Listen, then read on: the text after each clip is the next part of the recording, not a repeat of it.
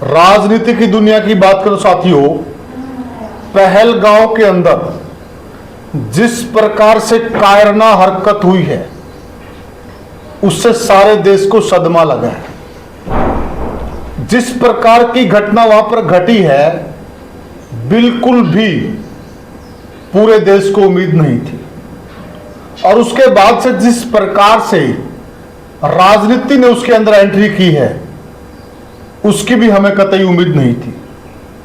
जहां एक तरफ सत्ता पक्ष की अपनी राजनीति है, विपक्ष की अपनी राजनीति है, जो कि यह विषय इस प्रकार का राजनीति से ऊपर उठकर देश हित का विषय है और जो सुरक्षा का मुद्दा है वो हमेशा सर्वोपरि रहना चाहिए। परंतु राजनेताओं की फितरत बदलती नहीं है, उनको जहां पर भी मौका मिलता वो राजनीति अवश्य करते हैं। आखिर इस मसले पर राजनीति क्यों की जा रही है, इस सारी चर्चा में हमारे साथ जुड़ गए हैं वरिष्ठ पत्रकार और राजनीतिक विश्लेषक प्रद्युमन जोशीला जी। प्रद्युमन भाई राम राम। राम राम जी, सभी दर्शकों को नमस्कार, राम राम। प्रद्युमन भाई देखिए, पहलगांव के अंदर जिस प्रकार की घटना घटी जी, वो बिल्कुल चौंकाने वाली भी है और पूरे देश को उससे बड़ा आघात भी पहुंचा है जी। कतई उम्मीद नहीं थी इस प्रकार की घटना की, क्योंकि हमारे टूरिस्ट गर्मियों में हमेशा जाते हैं जी। अगर अभी भी हम पूरा डेटा निकाल के देखें तो वहाँ हजारों बुकिंग होंगी जी, और वो सारी बुकिंगें कैंसिल हुई हैं जी। और उससे देखिए दोनों प्रकार के लोगों पर असर पड़ा है। जो लोग घूमने जाना चाहते थे उन्होंने बुकिंग करवा ली थी, अब उनका भी जो पैसा वापस आएगा तो वो कट कर आएगा जी, उनको भी लॉस है। और वहां पर जो भाई रहते हैं जिनका रोजगार ही, घर ही, चूल्हा ही टूरिस्ट के दम पर चलता है, वहाँ कोई शिकारा वाला है, कोई अखरोट बेचने वाला है, कोई शाल बेचने वाली महिला होगी, वहां पर किसी ने होटल नए बना लिए थे, बहुत सारे, कोई घोड़े वाला है, गरीब लोग भी बहुत सारे हैं जी। या तो असर उनको पड़ा है इस घटना से, या फिर असर इनको पड़ा है आम जनता को। राजनेता आज भी उनकी जो सिक्योरिटी होती है वो जेट प्लस सिक्योरिटी होती है। अब आप देखिए वहां पर आम आदमी गए हैं, वहां कोई सिक्योरिटी का तामझाम नहीं था जी, और वो मारे गए हैं जी। उसके बाद अमित शाह जी गए हैं, आप उनकी सिक्योरिटी देखिए किस प्रकार की है, तो इनको तो कोई असर ही नहीं पड़ता जी। आम आदमी पिस रहा है इस मसले के अंदर। तो आप क्या कहेंगे इस सारे मसले पर, क्या कहेंगे? देखो, सबसे पहले तो जो इस आतंकवादी हमले में जी जिनकी भी जान गई है जी, उनको हम जो है अश्रुपूर्ण श्रद्धांजलि देते हैं। बिल्कुल, परमात्मा उन्हें अपने श्री चरणों में स्थान दे। बिल्कुल। और जो इस हमले में घायल हुए हैं वो जल्दी से जल्दी स्वस्थ हों, और हमारी यही कामना रहेगी कि भविष्य में इस तरह की कहीं भी कोई भी देश में घटना ना घटे। बिल्कुल, क्योंकि ये एक पहलगाम ना होकर के, क्योंकि टूरिस्ट तो हर जगह जाते हैं, आज पहलगाम में हुई है, कल क्या पता कहाँ हो जाए जी जी। तो उससे तो देश में एक तरह से अफरा तफरी का जैसा माहौल होता है वैसा माहौल बन जाएगा। ये पहलगाम की जगह आखिरी घटना होनी चाहिए शायद इस प्रकार। बिल्कुल आखिरी घटना होनी चाहिए। और इस तरह की घटनाएं जो है ना, आतंकवाद जिस ढंग से बढ़ रहा है, सरकारों का कोई भी सरकार हो जी, वो जब तक सत्ता में नहीं आती तब तक तो वो बड़े बड़े वादे वो पार्टियां करती हैं। ठीक बात है। और जो ही वो सत्ता में आ जाती हैं फिर उनका ढिलमुल तरीके का रवैया हो जाता है। सही बात। यही देश के प्रधानमंत्री हैं नरेंद्र मोदी, जो बार बार अपने 56 इंची सीने की बात करते हैं, उनके कार्यकर्ता भी 56 इंची सीने की बात करते हैं। लेकिन अब हालात और परिस्थितियां ये हैं कि भारत देश में आकर के ही लोग भारत के लोगों को मार रहे हैं, तो इससे ज्यादा और दुर्भाग्य क्या होगा।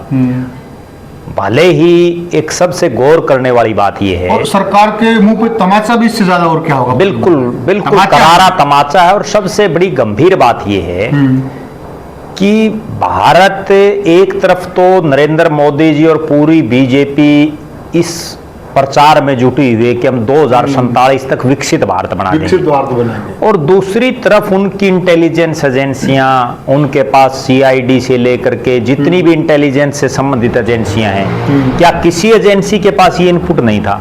और अगर किसी के पास इस तरह का कोई इनपुट नहीं था तो फिर वो एजेंसियां क्या काम कर रही हैं? सही बात है। दूसरी बात, एक तरफ तो अमित शाह को ये कहा जाता है कि आधुनिक राजनीति के चाणक्य हैं और इनसे जो है मजबूत आज तक कोई गृह मंत्री देश में नहीं बना है, ऐसा बीजेपी के लोग भी बहुत कहते हैं।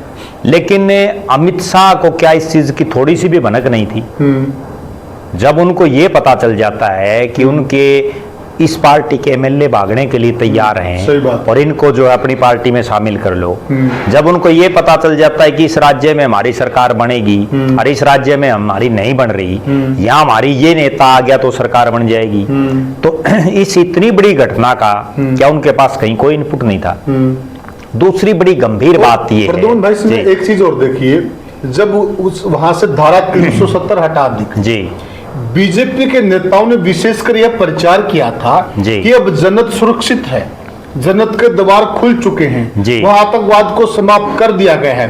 और आइए लोगों को उन्होंने ये मतलब आह्वान किया था कि आप जम्मू कश्मीर के अंदर आइए, वहाँ पे एज ए टूरिस्ट आप घूमिए, वहाँ के लोगों को भी लाभ मिलेगा, हमारा देश है, आप लोगों को विदेश में जाने की क्या जरूरत है, सारी चीजें वहाँ पर हैं, आप मिनी यूरोप तक कहा गया था। तो इन जानों के लिए क्या ये लोग जिम्मेवार नहीं है? जब धारा 370 तोड़ी गई ना, उसके बाद विशेषकर बीजेपी समर्थित लोगों ने और विशेषकर अगर मोदी भगत कहें तो भी कोई इसमें अतिशयोक्ति नहीं होगी, उन्होंने इस तरह का प्रचार प्रसार किया था कि भाई अब तो वहां जाकर के हम घर लेंगे और वहां बसेंगे, वहां प्रॉपर्टी लेंगे। ठीक है, मेरे ख्याल में तो एक भी नहीं गया होगा, वो जो बोल रहे थे उनमें से मुझे नहीं लगता है कोई गया होगा। दूसरी बात, एक तरफ तो आप ये कहते हैं, तमाम नेता आज भी कह रहे हैं धारा 370 को हटे हुए वर्षों हो गए, कि जब धारा 370 हटी तो एक तरफ ये अंदेशा था कि खून की नदियां बह जाएंगी, लेकिन एक खून का कतरा भी नहीं बहा। हमने इस तरह से धारा 370 को हटा दिया, और वो हटाने से पहले जिस तरह से नजरबंद किए गए बड़े बड़े नेता और जो एक पूरा सिस्टम वहां बनाया गया, लेकिन आज वहां क्यों ये परिस्थितियां बनी? सबसे गौर करने वाली और सबसे गंभीर बात यह है कि कोई घटना होने के बाद मीटिंग बुलाए जाओ, प्रधानमंत्री बयान दे दो, गृह मंत्री दे दो, रक्षा मंत्री दे दो, कोई दे दो, उससे पहले आप क्या कर रहे हैं? आज हालात और परिस्थितियां ये हैं देश में, और बड़ी कड़वी सच्चाई है, जब से नरेंद्र मोदी की सरकार ने सेना में अग्निवीर को वो लेकर के आए हैं, आप देखिए लोगों का सेना के प्रति, युवाओं का आकर्षण ही खत्म हो गया। ठीक है, बिल्कुल सही। एक वो जमाना था जब विशेषकर गांव देहात के जो युवा थे वो फौज में लगना ही पसंद करते थे। 5 साल के बच्चे से भी, जब वो 5-6 साल का बच्चा पहली बार स्कूल में एडमिशन लेता था और टीचर ये पूछता था अध्यापक, भाई आप क्या बनना चाहते हो, तो बड़े गर्व और गौरव के साथ ये कहता था कि मैं फौजी बनना चाहता हूँ। और आज हालात ये है कि गांव में आप देखो 50-100 लोग दौड़ मारा करते। ठीक है, आज कहीं कुछ नहीं है, सब स्टेडियम खाली होगी, सिर्फ और सिर्फ इसलिए आदमी को सबसे ज्यादा जरूरत किस चीज की है? आपके पास चाहे आप कुछ भी बन जाओ, लेकिन अगर आपकी सेना मजबूत नहीं होगी, आपके नागरिक सुरक्षित नहीं होंगे, तो फिर फायदा क्या है? अब जो जाने इसमें चली गई, क्या वो वापस लौट आएंगी?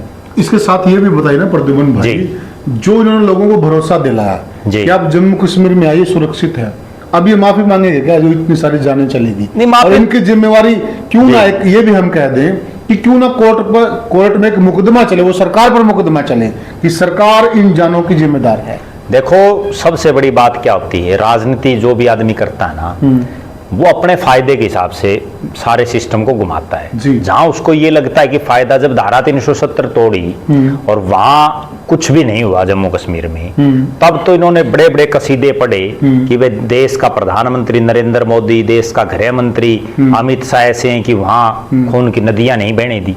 और आज जब वहां मर रहे हैं तो क्या इसके जिम्मेदार देश के प्रधानमंत्री और गृह मंत्री नहीं है? बिल्कुल सही बात है, उनको अपनी जिम्मेदारी लेनी चाहिए। एक वो समय था देश में किसी समय कि अगर कोई रेल दुर्घटना भी हो जाती थी, और रेल दुर्घटना में तो कोई ये नहीं आतंकवादी घटना होगी, वो तो ठीक है, इंजन चल रहा है, हो जाती है कई बार, ठीक है, तब भी रेल मंत्री देश का इस्तीफा दे देता है।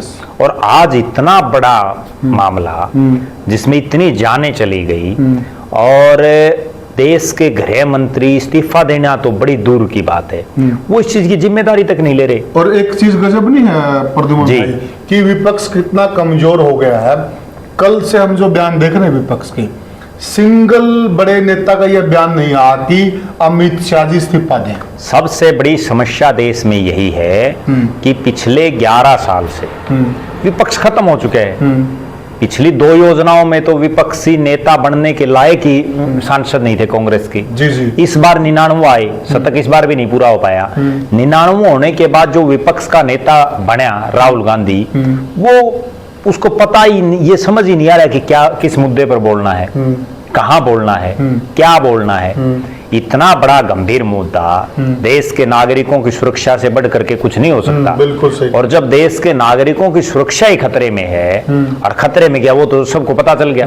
बिल्कुल। जब इतने लोगों की जान चली गई, इसमें भी 2-3 चीजें हैं कि एक तरफ तो जैसा आपने कहा कि आप लोगों को आकर्षित कर रहे हैं कि आप जम्मू कश्मीर जाइए, आप वहां जाकर के क्या पता अगर विदेश में आप जाते हैं, बल्कि क्या पता ये जो लोग मारे गए, अगर सरकार ये बार बार बातें ना करती, बीजेपी के नेता बार बार ये ना कहते कि जम्मू कश्मीर में जाओ पर्यटन बढ़ेगा, ठीक है, तो ये क्या पता ये ना जाते, नहीं जाते, ठीक है ना। बिल्कुल। तो कहीं ना कहीं अगर आप उनको बुला भी रहे हैं, यस यस, तो सुरक्षा की भी जिम्मेदारी है। बिल्कुल। ये भारत एक ऐसा देश है जहां हालात और परिस्थितियां, अगर हम बड़ी गौर करने वाली और बड़ी गंभीर बात यह है कि एक गरीब आदमी या एक आम आदमी कोई भी, वो अगर मोटरसाइकिल पे या 2 पहिया वाहन पर हेलमेट नहीं लगा रहा ना, तो उसको 1 मिनट में पुलिस वाले पकड़ लेते हैं। बिल्कुल। 1 किलोमीटर नहीं चलने देते। हालांकि हम ये कहते हैं हेलमेट लगाना चाहिए, लगाओ, प्रदूषण की पर्ची उसकी नहीं है तो चालान काट देते हैं। जबकि इस तरह की घटनाओं पर कोई भी अंकुश नहीं है सरकार का। भाई हम इस चीज पे आएंगे, अगर विपक्ष आ गया हमारी चर्चा में जी, तो विपक्ष पे एक सवाल और बनता है जी।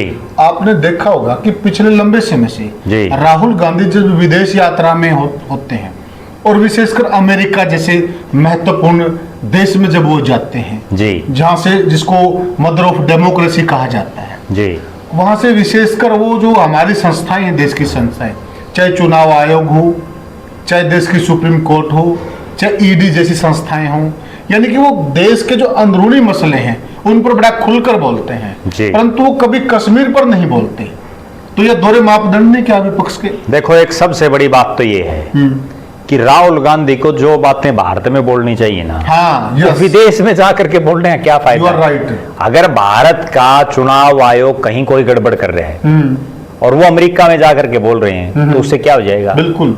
अगर भारत में ईडी कहीं कोई नाजायज किसी के साथ कर रही है, बिल्कुल, और वो विदेश में जाकर के बोले जाओ, क्या फर्क पड़ता है? क्या फर्क पड़ता है? होना तो ये चाहिए कि उसको भारत में अपनी बात रखनी चाहिए, यहाँ जन आंदोलन बनाना चाहिए, या लोगों को समझाना चाहिए कि भाई हमारे साथ ये नाजायज काम कर रही है मोदी और बीजेपी की सरकार, बिल्कुल, वो तो कर नहीं रहा। दूसरी तरफ अगर विदेशों में जाते हैं ना, तो वहां तो विदेश मंत्रालय के मुद्दे होने चाहिए। होना ये चाहिए कि अगर आप किसी दूसरे देश में जा रहे हैं तो आप अपने देश की अच्छाई तो करो, कोई दिक्कत नहीं। हमारे देश में ये बहुत अच्छी चीजें हैं, बुराई तो नहीं करनी चाहिए। दूसरी बात, वहां आप ये बात तो रख सकते हो कि पाकिस्तान हमारे साथ ये कर रहा है, या चाइना हमारे साथ ये कर रहा है, या कोई और दूसरा देश है वो हमारे साथ ये कर रहा है, राइट, ठीक है, वो बात तो उठाते नहीं। और मैंने तो कभी उनकी सुनी भी नहीं ये चीजें वो कभी तो उठाते हो वो ना। प्रद्युम्न भाई देखें जी, अगर हम इसको थोड़ा सरल भाषा में दर्शकों को समझाएं, दर्शक भी इस बात से सहमत होंगे कि हमारे को बचपन से ये सिखाया गया है, अगर हम अपना घर का भेद दूसरे को देंगे तो हमारा घर कमजोर होगा जी, और ये सच्चाई है जी। और ये आप लागू करके देख लीजिए, अगर हम अपने परिवार का भेद दूसरे को देंगे तो हमारा परिवार टूटेगा, कमजोर होगा। तो जब हमारा भेद वो क्यों जाकर दे रहे हैं? बिल्कुल। और दूसरी बात जो आपने कहा कि जो विदेश के लायक मुद्दे हैं जी, उनको तो विदेश में उठाना चाहिए, और जो देश के मुद्दे उनको देश में उठाना चाहिए। राहुल गांधी में सबसे बड़ी समस्या यही है ना कि उनको समझ ही नहीं इस बात की कि कौन सा मुद्दा कब उठाना है, कहाँ उठाना है। जी जी। मतलब जब कोई इतना ज्वलंत मुद्दा हो जिस पर बोलना हो, तो वो विदेश चले जाते हैं। अच्छा, एक चीज और भी है प्रद्युम्न जी, जब से ये हमला हुआ है जी, सोशल मीडिया पर एक विशेष प्रकार के वीडियो की बहार आ गई है जी। कुछ लोग जरूरत से ज्यादा मुस्लिमों के प्रति प्रेम दर्शा रहे हैं जी, कुछ नसीहत दे रहे हैं जी, समझा रहे हैं कि वो हमारे भाई हैं, ये है वो है, यानी कि वो ऐसी रूम में बैठकर ये बातें करना बड़ा आसान है। तो उन भाइयों से हम जब तो माने कि वो वहां जाएं, पहलगांव है जो भी इस तरह के संदिग्ध क्षेत्र हैं, वहां पर जाकर वो दिखाएं कि देखिए ये कितनी अच्छी है, क्योंकि जिस प्रकार की वो बातें कर रहे, इसी प्रकार की सरकार ने बातें की थी और उसका नतीजा देखिए क्या हुआ। बिल्कुल, ये बातें कहने सुनने में तो अच्छी लगती हैं, बिल्कुल, लेकिन इनका मतलब क्या है? देखो, कहना बहुत आसान है, कह तो कोई भी आदमी कुछ भी सकता है। हाँ जी हाँ। और हमारा बिल्कुल स्पष्ट ये भी मानना है कि सब धर्मों में, कोई भी धर्म हो, भाई सब आदमी भी अच्छे नहीं है और सब आदमी बुरे भी नहीं है। धर्म और जातियों से तो इन मामलों को जोड़ना ही नहीं चाहिए। ये तो जब आतंकवादी घटना है उसमें कोई ये थोड़ा ही है भाई वहां तो कोई आग आ गया वो मरेगा, सीधी बात पड़ी है। अब आतंकवादी कहीं कोई बम ब्लास्ट कर देते हैं तो उसमें कहीं ये थोड़ा ही है भाई वहां ये लिख रखा है भाई यहाँ सिर्फ हिंदू मरेगा या यहाँ सिर्फ मुसलमान मरेगा या यहाँ ईसाई मरेगा, यहाँ सिख मरेगा। जो उसकी चपेट में आ गया वो आ गया। लेकिन असली कहानी क्या है कि जो बीमारी की जड़ है ना, उस जड़ का इलाज करना बड़ा जरूरी है। और ये देश में इस तरह की परिपाटियां लगातार चल रही हैं कि हमने कितनी बार देखा देश की संसद पर अटैक हो गया। ठीक बात है। ठीक है, महाराष्ट्र के बंबई में इतने बड़े होटल पर जो विश्वविख्यात होटल है, बिल्कुल, वहां हमला हो गया। ठीक है, कहीं जो हवाई जहाजों को किडनैप कर लेते हैं। मतलब देश आज 21वीं सदी में, आज हम एक तरफ तो 2047 में विकसित भारत की कल्पना कर रहे हैं और दूसरी तरफ हालात ये है। ओसामा बिन लादेन का सबने नाम सुना होगा, बिल्कुल, और उसके ने अमेरिका के ऊपर जब अटैक किया, क्या बात। और फिर अमेरिका ने उसके साथ क्या की, बहुत अच्छा एग्जाम्पल, उसके देश के साथ क्या किया। ठीक है, एक तरफ तो आप अमेरिका से अपनी तुलना करने जा रहे हो, हम तो अमेरिका से जितने ताकतवर बन जाएंगे कभी ना कभी, और दूसरी तरफ हम घर में सुरक्षित नहीं। दूसरी तरफ आप घर में सुरक्षित नहीं है और सुरक्षित नहीं है। आपके पास कोई इनपुट ही नहीं है किसी चीज का। सही बात है। मतलब कितना बड़ा फेलियर है सरकार का। बिल्कुल बिल्कुल। और सरकार, सबसे बड़ी बात एक चीज और होती है, मुझे ये कहने भी संकोच नहीं है कि गलतियां कई बार हो जाती हैं, कई बार हो सकता है इनपुट ना हो, लेकिन उस चीज को मान तो लें कम से कम। सही बात है। अमित शाह को देश के सामने आकर के ये बात माननी चाहिए। वो बड़ी बड़ी रैलियों में भाषण देने में तो पूरे मशगूल हैं। सही बात है। ठीक है, लेकिन उनको ये भी तो कहना चाहिए भाई जिम्मेदारी मेरी है, मैं देश का गृह मंत्री हूँ, बिल्कुल जिम्मेदारी लेनी चाहिए और मेरी जिम्मेदारी है, लेकिन नहीं ले रहे। देश के प्रधानमंत्री भाषण कितने दुआ लो, लेकिन नहीं बोल रहे। अब बड़ी बड़ी बातें कर रहे हैं। अच्छा, कि हम ये कर देंगे, वो कर देंगे। सरकार की खामी है प्रद्युम्न भाई जी, और बहुत सारी खामी है और वो स्वीकार भी करनी चाहिए जी। क्या इस मसले पर, विशेषकर इस मसले पर जहां पर राष्ट्रीय सुरक्षा की बात हो जी, वहां पर जितने भी पार्टियां हैं, जितने भी दल हैं, उनको एक सुर में नहीं बोलना चाहिए क्या? नहीं, बिल्कुल बोलना चाहिए। उसके लिए बाकायदा कांग्रेस पार्टी ने भी मांग की है। आम आदमी पार्टी के सांसद संजय सिंह का भी बयान मैंने पढ़ा, और सर्वदलीय बैठक होगी, इसमें कोई दो राय नहीं है, क्योंकि इस तरह का जो गंभीर मुद्दा जब भी होता है देश में तो उसमें ऑल पार्टी मीटिंग बुलाई जाती है। लेकिन उस ऑल पार्टी मीटिंग में भी एक बड़ी गौर करने वाली जो बात है वो ये है कि उसको चेयर कौन करता है। उसकी अध्यक्षता गृह मंत्री करेंगे या देश के प्रधानमंत्री करेंगे। और इतने गंभीर मुद्दे पर तो देश के प्रधानमंत्री को उसकी अध्यक्षता करनी चाहिए और तुरंत सर्वदलीय बैठक बुला करके देश के जितने दलों के प्रमुख लोग हैं उन सब को भी समर्थन करना चाहिए सरकार का। और हालांकि नहीं लगता भाई सारे ही समर्थन करेंगे, कोई ऐसी वो बात नहीं है, क्योंकि सुरक्षा सबके लिए जरूरी है। और उसके बाद तुरंत प्रभाव से कोई ऐसा निर्णायक फैसला लेना चाहिए, क्योंकि बार बार जो जिस तरह की घटनाएं हो रही हैं, अब होता क्या है देश में, एक एक करके पता नहीं कितने माओ के लाल उजड़ गए। सही कह रहे हैं। ठीक है, कितनी बहनों के भाई चले गए, कितनी जो है महिलाओं के का सिंदूर मिट गया।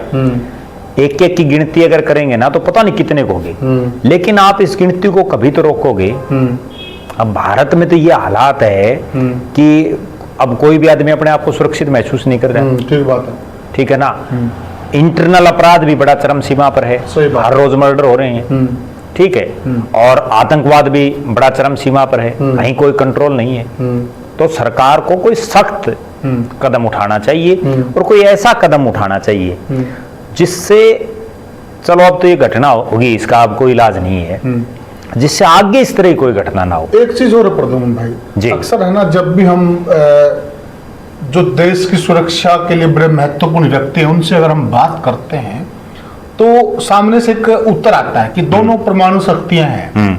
तो अगर दोनों परमाणु शक्तियां, तो फिर पाकिस्तान क्या हमारे साथ ऐसा ही करता रहेगा? हम मतलब उनको उसको मुंह तोड़ जवाब नहीं दे सकते क्या? सबसे बड़ी बात यही है जो बार बार इस तरह की बातें चल रही हैं। मान लो उनके पास परमाणु शक्ति है और भारत के पास भी है, लेकिन इसका ये तो कोई एक समाधान नहीं है कि हर रोज जो है भारत के लाल मरते रहेंगे। भारत के लोग पाकिस्तान में जाकर के किसको मार रहे हैं? ठीक बात है। ये बात पाकिस्तान वालों को भी तो सोचनी चाहिए। उनके लोग यहाँ चाहे वो आतंकवाद के बेस में हैं तो वो पाकिस्तान के,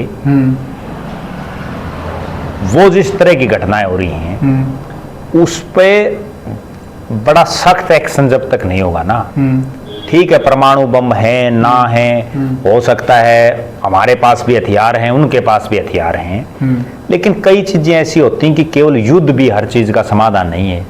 बहुत सी ऐसी चीजें और हैं कि पूरी दुनिया से एक तरफ तो नरेंद्र मोदी ये कहते हैं और खुद बीजेपी के लोग ये कहते हैं कि दुनिया के सबसे लोकप्रिय नेता नरेंद्र मोदी। ठीक बात है। तो नरेंद्र मोदी में इतना दमखम होना चाहिए कि उसके दुनिया के जो राष्ट्राध्यक्ष हैं, दुनिया के जो प्रधानमंत्री अलग अलग देशों के हैं, कई राष्ट्रपति हैं, उनसे बात करके और पाकिस्तान पर तरह तरह के अंकुश लगवा दे। युद्ध की जरूरत ही नहीं है। अगर इतने अंकुश पाकिस्तान के ऊपर लगा देंगे दूसरे देश तो वैसे सिस्टम हाल जाएगा। एक बड़ा सवाल और प्रद्युम्न भाई जी, ये बात तो करते हैं कि हम पीओके पाक अधिकृत कश्मीर, पाक ऑक्यूपाइड कश्मीर, हाँ, जी पाक ऑक्यूपाइड कश्मीर, उसको हम भारत में मिला लेंगे और जल्दी ही मिला लेंगे। अब उसकी बात करनी चाहिए। अब बीजेपी किसी भी नेता से बात करोगे तो वो पीओके की बात करता हुआ मिल जाएगा। लेकिन मुझे यह नहीं समझ में आ पा रहा कि ये जो हमारे वाला कश्मीर है, इसी को नहीं संभाल पा रहे, उसको कैसे संभाल लेंगे? हम आपको एक बड़ा रोचक वाक्य बताता हूँ। 10 साल जो शख्स हिसार से विधायक रहे डॉक्टर कमल गुप्ता और प्रदेश की सरकारों में बड़े कद्दावर मंत्री रहे, वो जब चुनाव लड़ रहे थे उस समय भी उससे पहले भी लोगों को यही कहते थे, हाँ भाई पीओके चाहिए या नहीं चाहिए? पीओके कौन दिलवा सकता है? पीओके नरेंद्र मोदी दिलवा सकता है। पता लोगों ने क्या करना पीओके से? बिल्कुल ठीक है। अब एक तो कमल गुप्ता जी को ये करना चाहिए कि उनको जम्मू कश्मीर जरूर जाना चाहिए। बिल्कुल ठीक है, बिल्कुल। और उनको मोदी जी से भी बात करके बताना चाहिए भाई पीओके कैसे मिलेगा। उनको नहीं प्रद्युम्न भाई जी, जितने बीजेपी के तमाम जो भी कह रहे हैं, हाँ, जो ये कहते थे कि अब जम्मू कश्मीर तो स्वर्ग बन गया है जी, अब वहाँ के हालात बिल्कुल सामान्य हो गए हैं, एक तो उनको जरूर कश्मीर जाना चाहिए। ये विदेश जो जाते हैं ना, हाँ, ठीक है, हाँ, वो घूम के दिखाए वहाँ। कमल गुप्ता जी विदेश जाके आए हैं, हाँ, ठीक है। और दूसरे तो जम्मू कश्मीर जाना चाहिए सबको। और दूसरा जो ये यूट्यूब पर फेसबुक पर ज्ञान झाड़ रहे हैं जी कि देखिए वो हमारे भाई हैं, जो एक बहुत प्रेम बरसा रहे हैं उन लोगों पर। ये बड़ी मतलब अपने क्या कहें, सेकुलर, अपने आप को बड़ा सेकुलर बोलते हैं। इन लोगों को भी वहां जाना चाहिए और ये आतंकवादियों के साथ वहां वीडियो बनाए, जाके वीडियो शूट करें, चर्चा भी करें, बल्कि उनके साथ वो ज्यादा वायरल हो जाएंगी। और हम भी मानेंगे हाँ कि वाकई में इनके भाई, उनको जाके बोले कि भाई हम तो सेकुलर हैं और हैं हिंदू, हमें घूमने दो, कोई दिक्कत नहीं। फिर पता लगे कि असलियत क्या है वहाँ की। बिल्कुल, आतंकवादी किसी का मित्र नहीं होता। हाँ, आतंकवादी केवल आतंकवादी है, वो आतंकवादी है। आज उसने किसी का घर बर्बाद किया है, कल क्या पता वो किसका बर्बाद करेगा। ठीक है, वो कोई भरोसे के लायक थोड़ी है चीज। प्रद्युम्न भाई वहां पर घोड़े वाला था, वो मुसलमान था जी, वो किसी का मित्र नहीं, उसको भी उन्होंने मारा है जी। वहां पे दो तीन भाई सुनने में आ रहा कि जो मुसलमान थे उनको भी मारा गया वहां पर। वो तो मैंने पहले ही बता दिए कि उसमें वो कोई यूं थोड़े ही है कि जहां उन्होंने ब्लास्ट कर दिया, जहां गोली मार दी तो किसी का लग जाओ। बिल्कुल। आज केवल और केवल बात होनी चाहिए आतंकवाद की, आज केवल और केवल बात होनी चाहिए समाधान की, आज केवल और केवल बात होनी चाहिए उन परिवारों की जिनके साथ इतनी बुरी घटना घटी है कि उनको किस प्रकार से सांत्वना दी जाए और जो बहनों के सुहाग उजड़ गए हैं उनके जो भी व्यवस्था के अनुसार उनका जीवन यापन का क्या होना चाहिए। और सबसे बड़ी बात यह कि ये समस्या जड़ से खत्म किस प्रकार से होनी चाहिए। और वो बात तो हो नहीं रही प्रद्युम्न भाई, और बात हो रही केवल राजनीति की।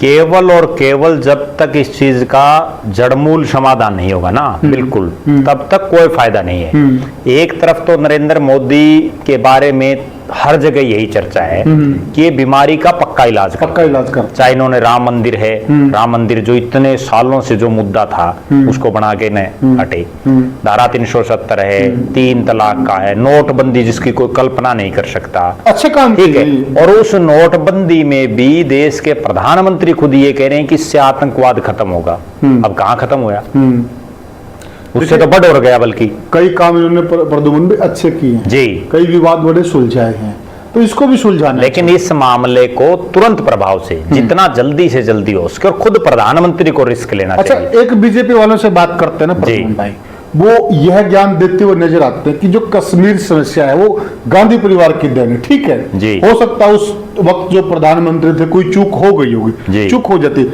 लेकिन ये हम कब तक सुनते रहेंगे? अगर गांधी परिवार की देन है या नेहरू परिवार की देन है या कांग्रेस परिवार की देन है, छोड़िए, वो जमाना जा चुका है। अब राज आप कर रहे हैं, देन उनके समाधान आप कीजिए। देखो इसमें एक बहुत गजब बात मैं बताऊं, जैसा मैंने पहले कहा कि राजनीतिक आदमी अपने फायदे के लिए बातों को घुमाता फिराता है जी। अगर कश्मीर की समस्या गांधी नेहरू के द्वारा दी गई, जो बीजेपी वाले कह रहे हैं जी, तो जो नेहरू के समय बहुत बड़ी बड़ी विकास की योजनाएं भी देश में हुई, पंचवर्षीय योजनाएं, भारतीय जनता पार्टी के नेता ये क्यों नहीं स्वीकार करते कि ये काम नेहरू ने बहुत अच्छा किया? बहुत अच्छा किया। क्या नेहरू ने अपने कार्यकाल में, वर्षों तक वो देश के प्रधानमंत्री रहे, कोई एक काम भी बढ़िया नहीं किया? सही बात है, उसको बिल्कुल नहीं बतलाते। एक काम तो उसने किया होगा कोई बढ़िया? बिल्कुल बिल्कुल। एक काम भी बीजेपी के नेता कभी ये नहीं कहते कि नेहरू ने ये काम बहुत बढ़िया किया। चलो प्रद्युम्न भाई, इनकी बात सही मान लेते हैं जी, कांग्रेस की देन है ये चीज जी। फिर कांग्रेस को हटा तो दिया ना जनता ने, कांग्रेस को हटा दिया। 11 साल से तब आप लगातार राज कर रहे हो, 5 साल समाधान निकालिए इसका। 6 साल आप पहले रह गए। अटल बिहारी वाजपेयी भी तो भारतीय जनता पार्टी के थे। हाँ बिल्कुल, ठीक है, बिल्कुल। और अब 11 साल से लगातार आप हैं। अब आप अगर 11 साल में किसी बीमारी का समाधान नहीं कर सकते जी जी, तो फिर वो उस डॉक्टर का क्या फायदा? और ठीक है, ये पाक अधिकृत कश्मीर को लेने की बात कर रहे हैं जी, आप ले लीजिए, लेकिन पहले इसको तो सुखद कर दीजिए ना, जो हमारे पास है वो प्रद्युम्न भैया। या तो आप कहने से कुछ नहीं होता, या तो लेके दिखाओ, लेके दिखाओ। ठीक है, पता तो चले। भारत का नक्शा बदल दिया नरेंद्र मोदी ने। अब जैसे इंदिरा गांधी को क्यों याद रखा जाता है? पूरी जिंदगी उनको याद रखा जाएगा कि उसने पाकिस्तान के 2 टुकड़े कर दिए, एक बांग्लादेश बना दिया, एक पाकिस्तान बना दिया। ठीक है, आज भी लोग उस चीज को याद करते हैं, चाहे बीजेपी वाले ना मानो। नहीं, क्यों नहीं मानेंगे? लेकिन जो उनको दुर्गा कहा था, जो हकीकत है वो अटल जी वाला जमाना जा लिया ना, अब वाले बीजेपी वाला में बात है। अब अटल जी नहीं है। तो अब क्या है कि अगर वो भारत का नक्शा बदल देते हैं और उसमें जम्मू कश्मीर में अगर पीओके को और शामिल कर लेते हैं, तो उसके बाद सारी जिंदगी नरेंद्र मोदी को भी लोग याद रखेंगे। बिल्कुल, बिल्कुल। देश में एक ऐसा प्रधानमंत्री आया, युगों युगों तक याद रहेगा। और नहीं तो प्रद्युम्न भाई, वो कहावत है ना, एक देसी कहावत कि पेट वाला की आस में गोदी वाला नहीं बगाया। बिल्कुल, पहले गोदी वाले ने संभाल लो, फिर बात करियो पेट वाले की, तो किसान नहीं मरेगा। बिल्कुल, इसने तो संभाल लो। मतलब देश में कहीं कोई सुरक्षित नहीं है। संसद भवन इतनी जो सबसे महत्वपूर्ण देश की, जहां सब चीजें चल रही हैं, वहां अटैक हो जाता है। बिल्कुल, होटल पे अटैक हो जाता है। राह चलते कोई बेचारे पिकनिक मना रहे हैं, उन पे अटैक हो जाता है। बॉर्डर पर हर रोज देख रहे हैं हम किस तरह से गोलाबारी चल रही है, देश के जवान मर रहे हैं। ठीक है, तो कहीं कुछ भी नहीं है। तो देश में एक तरफ तो ये कहते हैं मोदी जी, मैं ऐसा देश बनाऊंगा जो बड़ा शांति प्रिय देश होगा और हम जो है पूरी दुनिया में एक नजीर पेश करेंगे। दुनिया देख नहीं रही भाई, ये नजीर है भारत की। सही बात है। अब ये तो भारत वाले मरे हैं, कुछ विदेशी भी हैं। हाँ, विदेशी, ठीक है, विदेशी भी हैं, कई नागरिक विदेशी हैं। और दूसरे देशों वाले क्यों आएंगे भारत में? क्यों आएंगे जब उनको पता कि वहां जान जाएगी? क्यों रिस्क लेगा कोई आदमी? ठीक बात है। और भारत वाले भी क्यों जाएंगे? अब दूसरे देशों में जब युद्ध होते हैं या वहां इस तरह के हालात बन जाते हैं, तो भारत के लोग तुरंत प्रभाव से आ जाते हैं वापस। आप पर्सनली बताइए जी, ऐसे कश्मीर में आप जाना पसंद करोगे? कोई भी नहीं करेगा। मैं तो नहीं जाऊंगा। कोई भी नहीं करेगा। कोई भी नहीं जाएगा। कौन जाएगा जहां पर ये पता कि कश्मीर और वो चाहे कोई भी जगह हो, कोई भी हो, अगर हिमाचल में भी इस प्रकार की घटना हो तो हम वहां भी नहीं जाएंगे। बिल्कुल, कोई नहीं जाएगा। सब ये तो इसमें भी एक बड़ी बहुत रोचक ये बात है। पहले आप ये सोचने वाली बात है, बहुत गंभीर, कि पहले ये घटनाएं भारत पाकिस्तान का जहां बॉर्डर है वहां हो रही थी लगातार। अब ये पहलगाम में होगी, ठीक है, बिल्कुल। कल को यही घटनाएं आगे हिमाचल की तरफ बढ़ जाएं, ठीक बात है, धीरे धीरे दिल्ली की तरफ बढ़ जाएं, बिल्कुल। जब तक इन पे पूर्ण रूप से अंकुश नहीं लगेगा, क्योंकि वो बात है ना भाई, आंगली पकड़ने के बाद हर आदमी पोचा पकड़ने की कोशिश करता है। तो प्रद्युम्न भाई, फौज के बड़े अफसर से मेरी बात हुई जी, वो एक चीज और कह रहे थे कि पहले कश्मीर रीजन है ना, जो जी, कश्मीर रीजन में ये घटनाएं होती थी जी, अब वहां तो कम हो गई हैं जी, अब ये जम्मू रीजन में ज्यादा हो रही है जी।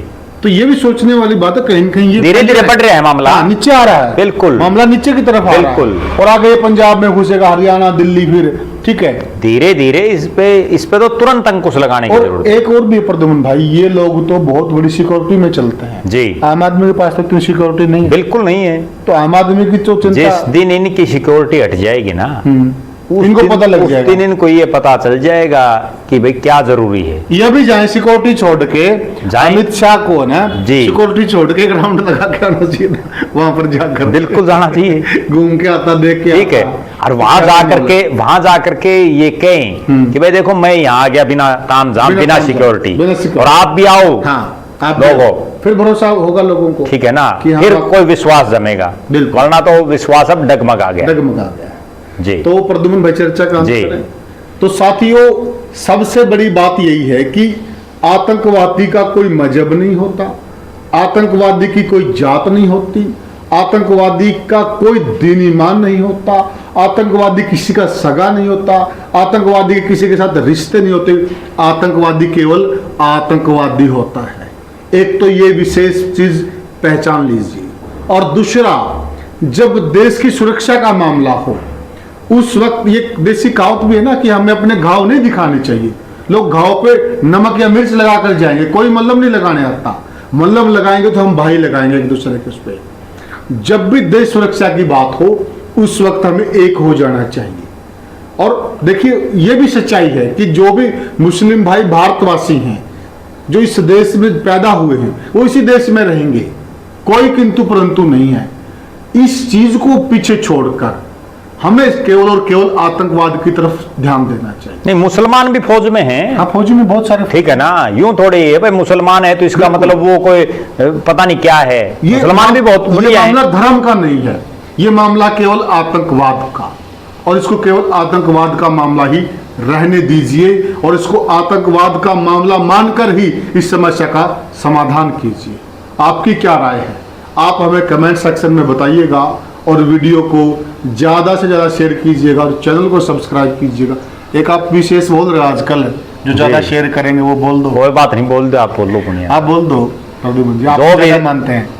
जो भी दर्शक हमारे इस वीडियो को ज्यादा से ज्यादा शेयर करेगा, जी ज्यादा से ज्यादा कमेंट करेगा, जी, और अपने सभी व्हाट्सएप ग्रुपों में अपने तमाम साथियों तक भेजेगा, उस दर्शक का नाम पुनिया साहब भी जी। और मैं भी जी। अपने वीडियो में लेंगे, जी। ताकि आपका भी प्रचार प्रसार हो, जी। और उसके लिए आप खूब दबा करके शेयर करें। जी, और जुड़िए साथियों, हम आपसे कोई धन दौलत या कोई हीरे जवाहरात नहीं मांग रहे, केवल इतना सा प्यार मांग रहे हैं, और शायद इतना तो हमारा अधिकार बनता होगा। तो साथियों, फिर मिलेंगे किसी और वीडियो में किसी और मुद्दे पर, तब तक के लिए राम राम।